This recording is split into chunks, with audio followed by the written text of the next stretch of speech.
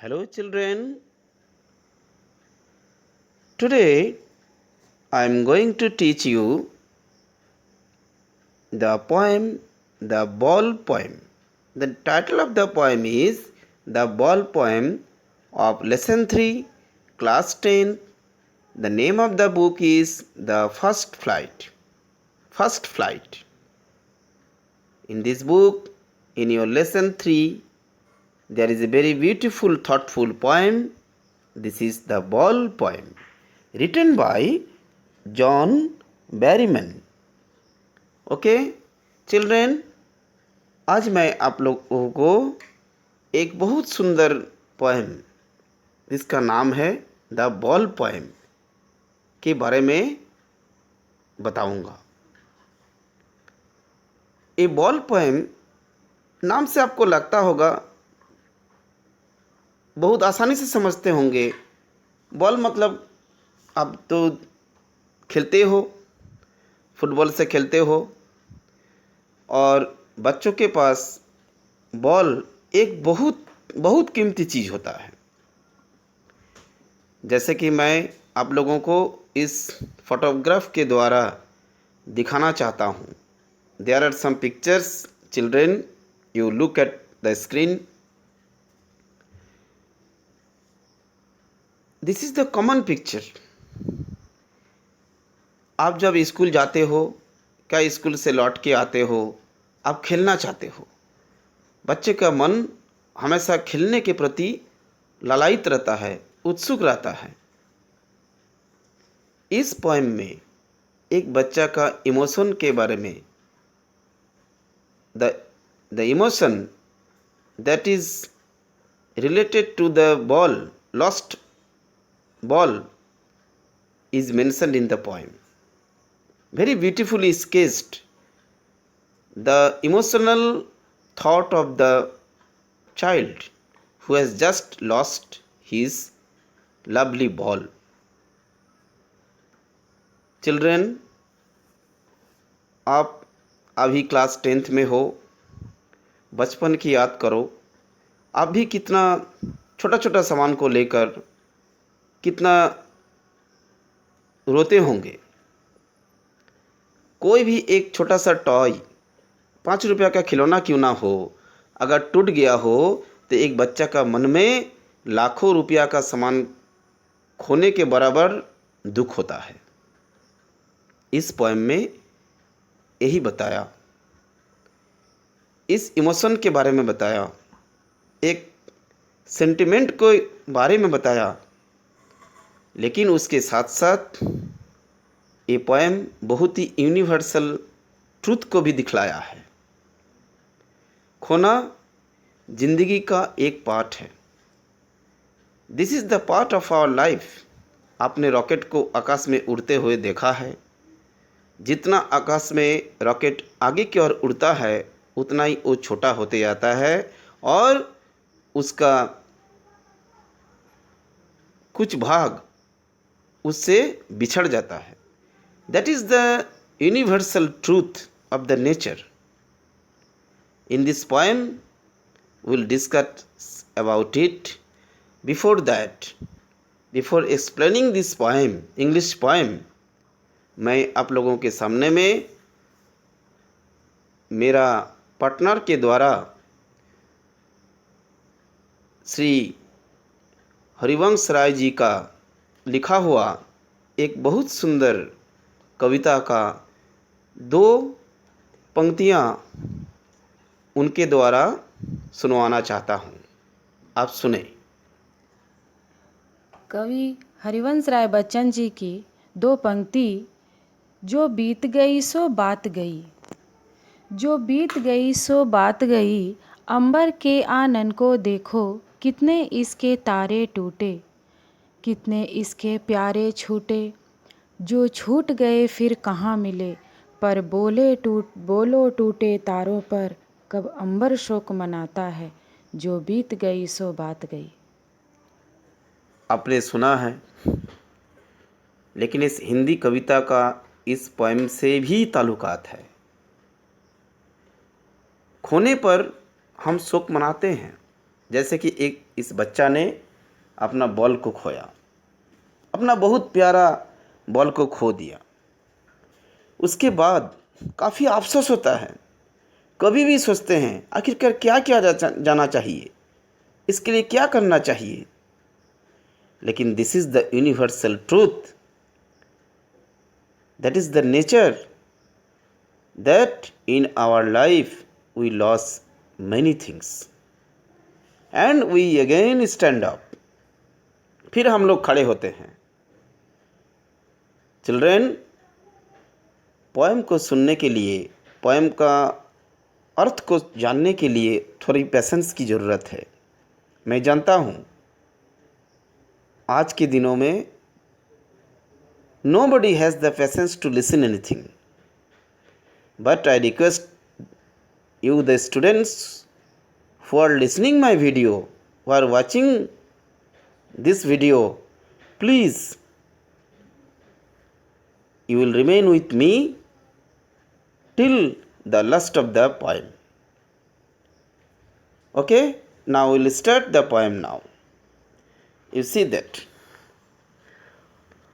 What is the boy now who has lost his ball? What is he to do? कवि शुरुआत में ही question पूछ रहा है। एक बच्चा को देखकर, पहले मैंने बताया, जो एक बॉल को खोया है, बेचारा बहुत अपसेट है, दुखी है, उसका बॉल खो गया, खेलते खेलते बॉल खो गया। कवि पहले ही क्वेश्चन कर रहे हैं आखिरकार क्या किया जाना चाहिए। What is to do, what is the boy now. ये बेचारा लड़का बहुत दुखी है, बॉल को खो चुका है। What is he to do, अब वो क्या करेगा, क्या करना चाहिए उसे। आई सॉ, फिर उत्तर देते हैं। I saw it go merrily bouncing down the street, and then merrily over it is in the water.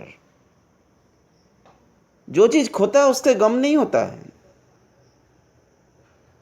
जो चीज़ खो रहा है, खोने वाला वस्तु का क्या मतलब।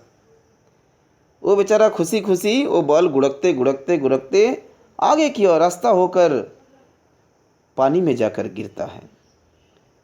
पोएट का कहना है, we loss our things, our items, but that substances have no any sympathy to us. वो बॉल का क्या मतलब, बॉल का कोई सिंपैथी नहीं है बच्चा के पर। वो बॉल अपना मोशन में रास्ता होकर डाउन द स्ट्रीट पानी पर जाके गिर जाता है। देखो next line, no use to say oh there are other balls. अब कभी सोचते हैं क्या करना चाहिए, क्या उसके सामने जाके कहे अच्छा ठीक है, you will get another ball, don't worry about it. जैसे हम लोग घर में कहते हैं, अच्छा ठीक है, एक खिलौना टूट गया, कोई बात नहीं, चलो कल तुमको और अच्छा खिलौना लेके खरीद देंगे। क्या आपने भी कहा होगा, आपके घर में बड़े भाई पापा कहते होंगे, आप याद करो वो दिन, क्या आप लोग उस बात को सुनकर शांत हो जाते थे। नहीं, बच्चा रोने लगता, नहीं मुझे वही चाहिए और कुछ नहीं, मुझे वही 5 रुपये का खिलौना चाहिए, क्यों ना उसे और कुछ भी दे दिया जाए, बच्चा शांत नहीं होता है। That is the nature of the child, innocence, full of innocency. The poet is thinking like that.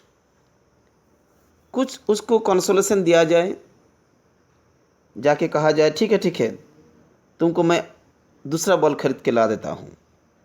Oh, there are other balls. An ultimate shaking grief fixes the boy as he stands rigid, trembling, staring down. कभी सोचते हैं ऐसा किया जाए, लेकिन साथ साथ में क्या है, an ultimate seeking grief fixes the boy. कभी देखते हैं उस बच्चा का चेहरा पर, उस बच्चा का फेस पर एक अजब सा दुख भरा हुआ है, रिजिड। जैसे कि हम लोग घर में, ये कॉमन पिक्चर है, आप लोग ज़रूर एहसास करो। आप आस पड़ोस में देखो छोटा बच्चा का एक्टिविटी कैसा होता है। वो जिद्दी होता है, उसे चाहिए मीन्स चाहिए, हर हालत में उसको चाहिए, नहीं तो वो रोएगा, खाएगा नहीं। That is the natural thing, natural habit of the children. कुछ भी दे दो वो सुनने वाला नहीं है। इस पोएम में भी ऐसा ही सिचुएशन के बारे में बताया है।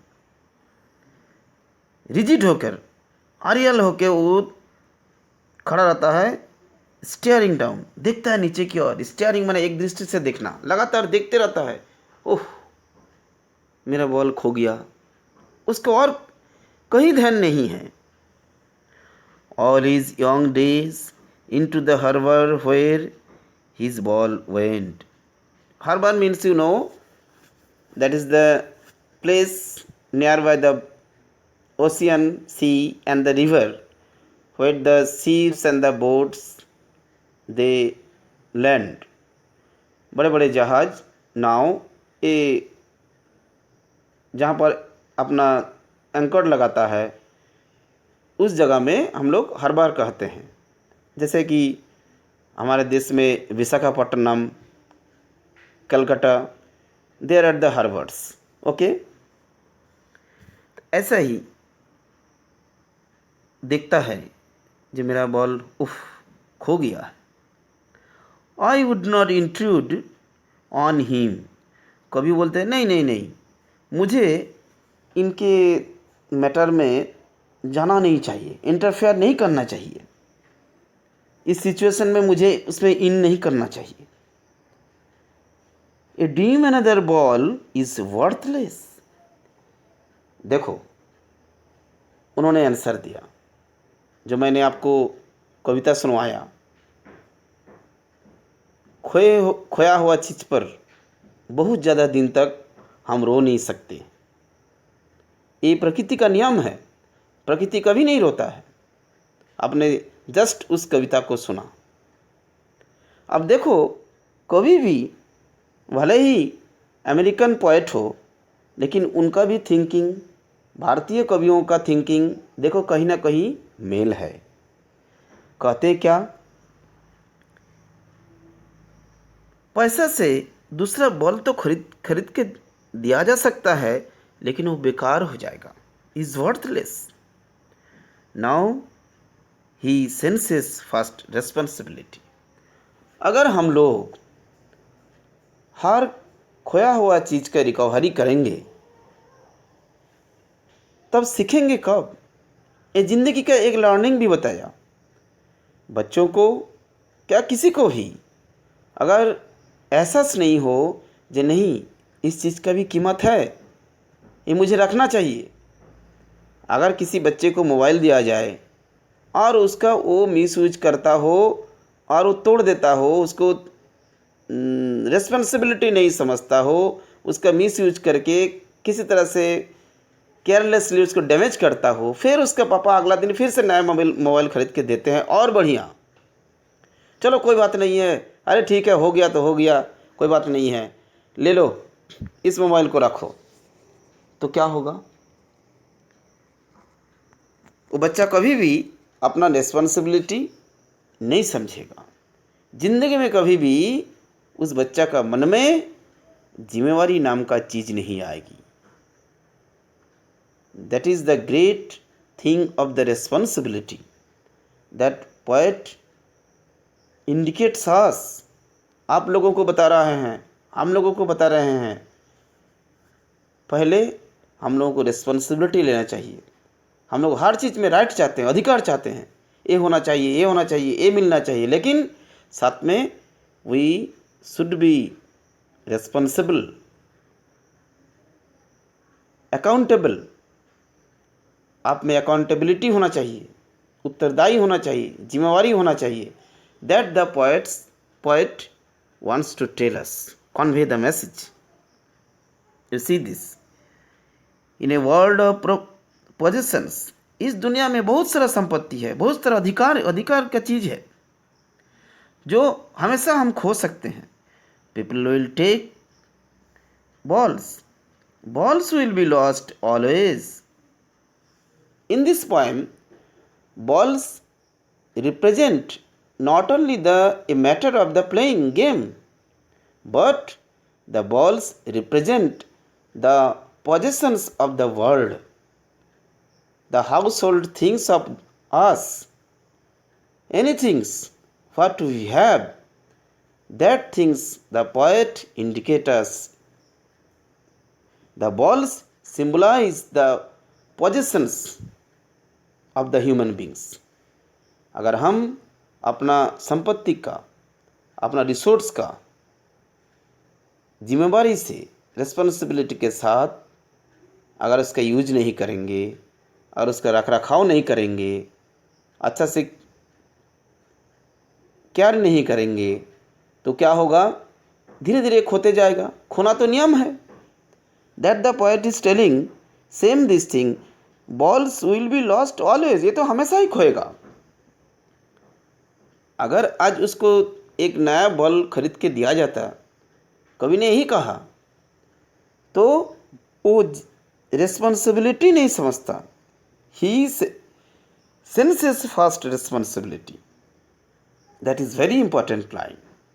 Children, mark this line and you should also follow the theme of the poem, what the poet is telling us. Now see that. Little boy, and no one buys a ball back. Money is external. Now see that. A ball तो हमेशा ही खोएगा. हम लोगों के पास बहुत सारा संपत्ति इस तरह से खो सकते हैं. हम अगर हम केयरफुल नहीं होंगे तो रोज़ खो सकते हैं. एक दिन कुछ भी नहीं रहेगा अगर हम रिस्पॉन्सिबल नहीं होंगे तो. पोएम में भी पोएट ने यही बात को कह रहा है. कोई भी फिर से बॉल खरीद के नहीं देगा, फिर से रोज़ रोज़ कोई संपत्ति को बैक नहीं कर सकता है. मनी एक कुछ भी नहीं है. He is learning. ये बच्चा अभी सीख रहा है. इस स्टेज में हर पेरेंट्स को ऐसा ही काम करना चाहिए जो पोएट कहना चाहते हैं. Now see that. Well behind his desperate eyes. उस बच्चा का डिस्परेट आइज, बहुत निराशाजनक, एक निराश मन में, बहुत फीका मन में, उसका आँखों में ऐसा निराशा दिखाई दे रहा है. द एपिस्टेमोलॉजी ऑफ लॉस, जो नेचुरल है, जस्ट मैंने कई बार बताया, जो खोने का जो ए नॉलेज है, epistemology, that is the study of the nature of knowledge itself. प्रकृति जो हमको ज्ञान देते हैं, प्रकृति से बहुत कुछ हम सीखते हैं. एक खोने का भी जो सीख है हम नेचर से ही सीखते हैं. एक के बाद एक आप देखते होंगे प्रकृति में, रेनी सीजन में आकाश में विशाल बादल को आपने देखा होगा, क्लाउड को. क्लाउड क्या होता है? बारिश होके पृथ्वी के साथ उसका विलय हो जाता है, खो जाता है, लेकिन फिर से बादल बनती है. तो that is the norms of the nature. Now see that. कवि ने यही बात को कहा, ये तो प्रकृति का खोने का एक ज्ञान है, ऐसा ही है nature. How to stand up. लोगों को सीखना है. फिर से लोग उठते हैं. जस्ट आपने कविता को सुना, उस हिंदी कविता को फिर से इस वीडियो को रिवाइज करके सुनना. प्रकृति कभी रोता नहीं है. खोए हुए चीज़ पर वो कभी भी पश्चाताप, रिग्रेट नहीं करता. इस पोएम में भी पोएट ने यही बात को कन्वे कर रहे हैं. खड़ा होने के लिए सीखता है. लोग खोने के बाद भी फिर खड़े हो जाते हैं. Knowing what every man must one day know. हर व्यक्ति एक दिन जानता है उसे जाना है। Each and every man is mortal, you know, that is the universal thing. But after that, is there any family in the world that family never loses anyone? Never will get. That is the universal truth. That poet is telling us, the last two lines is very important, that each and every man of the world knows about it, that one day he will have to depart the world, depart this, all the possession, all the things of this earth, and must know many days how to stand up. और सभी को ये जानकारी होना है, ये सीख लेना है, ये फिर से हाउ टू स्टैंड अप, खोने के बाद भी लोग फिर खड़े हो जाते हैं। आप देखे होंगे देश में भी बहुत बड़े बड़े लोग, देश के क्रांतिकारी हो, देश के राजनेता हो, साइंटिस्ट हो, पोएट, एक्टर्स, कितने बड़े बड़े लोग चले जाते हैं, दे पास अवे। हर दिन आप सुनते होंगे ऐसा न्यूज़, बहुत दुख लगता है, लेकिन फिर भी कोई भी काम रुका हुआ नहीं रहता है, दुनिया फिर से स्टैंड अप होता है।